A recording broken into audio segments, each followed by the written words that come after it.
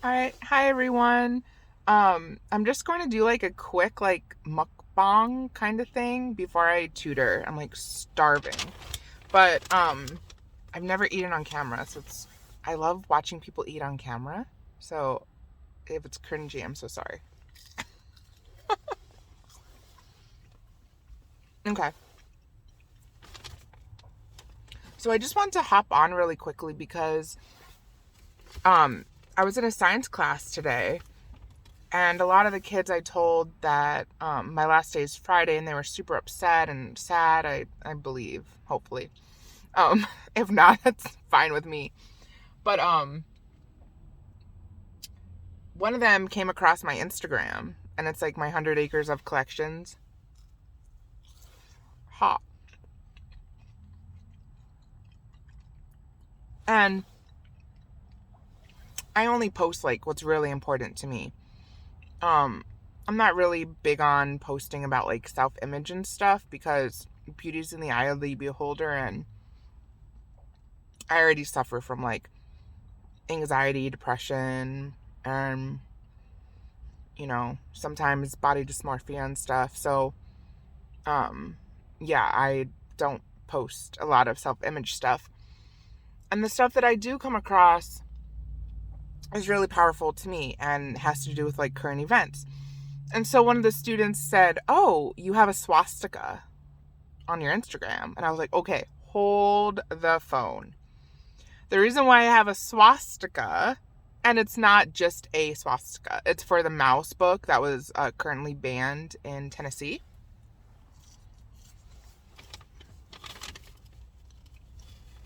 is totally because I'm going into history. And in my grad class that I'm in, um, that was one of the books that we could read this semester. And I chose not to. I chose to read Ties That Bind, Ties That Break, about a Chinese um, girl growing up in China, I believe in the early 20th century. And she didn't want her feet bound. She was 7 years old and she still hadn't had her feet bound.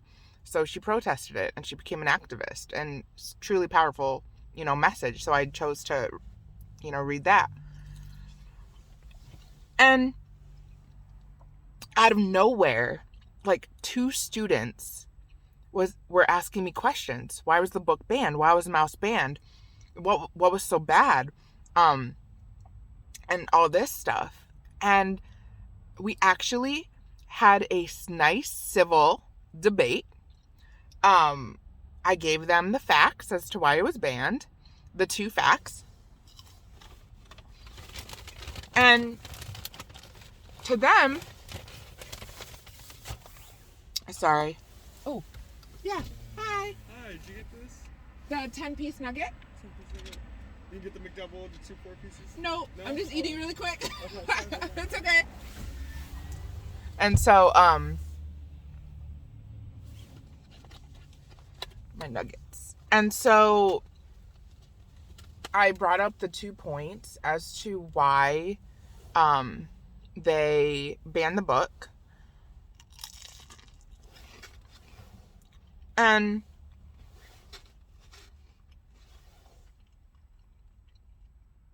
the students questioned, was that really the reason?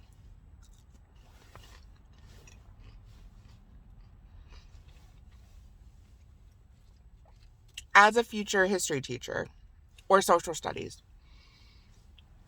and this is exactly what we're learning in my class right now, don't shy away from these controversial topics. Have open-ended debates with your class, with your students. Give them the facts. Let them tell you what they know. Let them tell you what they don't know. Let you tell them what you may not know. And come up with not a solution, but come up with a, you know, learning experience, educational debate to see what could be done, what can't be done. Now,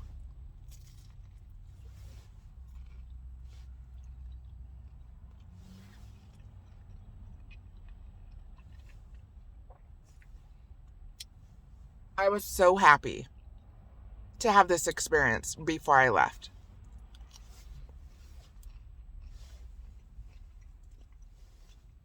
One of the students, I guess, added it to like his Amazon card or something. And I told him 2 weeks ago I ordered the book. Or no, it was banned. Yeah, it was banned 2 weeks ago. So that weekend, I ordered the first one and the second one. Because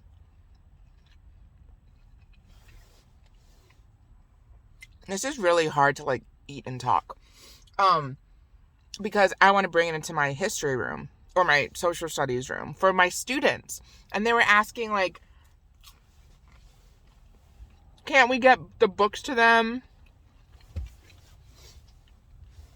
And I had to tell them, this is what your generation is doing. They're going on social media. They're standing up for their beliefs. They're standing up to help these students who should learn about the Holocaust. And knowing that it's just about, or knowing that they banned it over profanity and nudity, a mouse being nude in a bathtub. Give me a break. Give me a break. Come on. Teenagers get into way worse stuff. And they even admitted to me. They're like, we get into way worse stuff on social media and we know way worse. So I didn't tell them exactly, what I believe, but I gave them the facts. I gave them the evidence. I wanted them to come up with reasons as to why. And it was super powerful. Super powerful. If I was a teacher right now, teaching history, I would invest in copies of the book. I would buy it personally.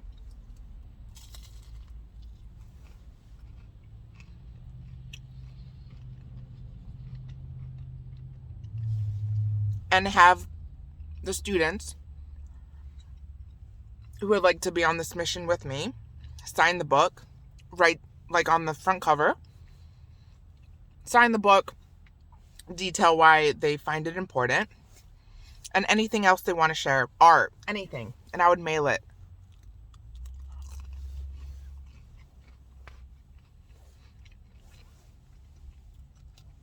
I would find bookstores in Tennessee.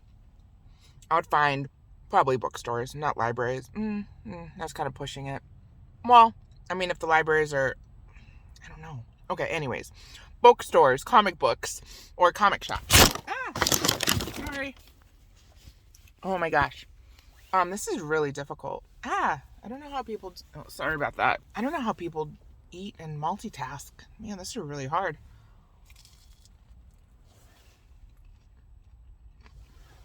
That's what I would do. And it came out of nowhere. I don't know.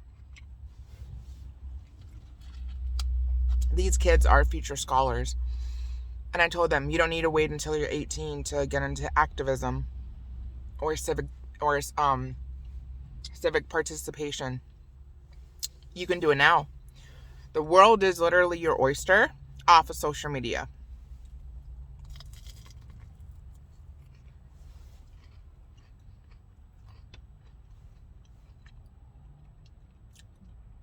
So anyways, you guys are amazing.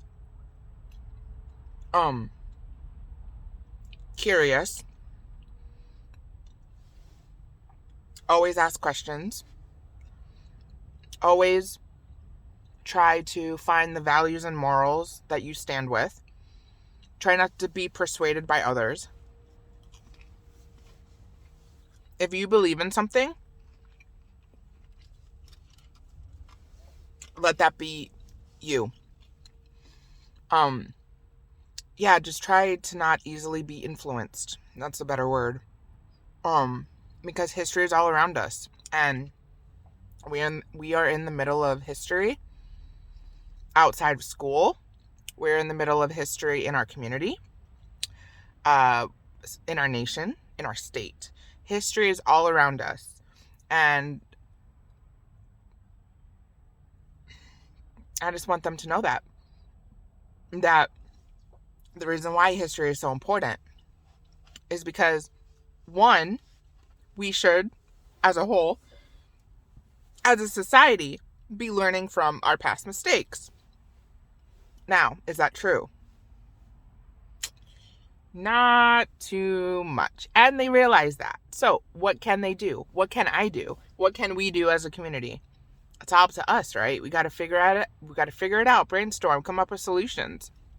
But having a positive civil debate like we just discussed on my Monday night class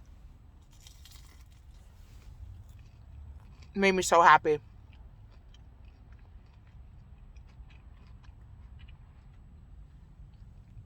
This video is super awkward.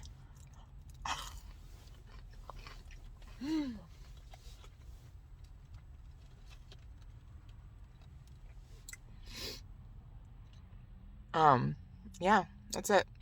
All right, let me finish up. I got a tutor at 4, so eat really quickly.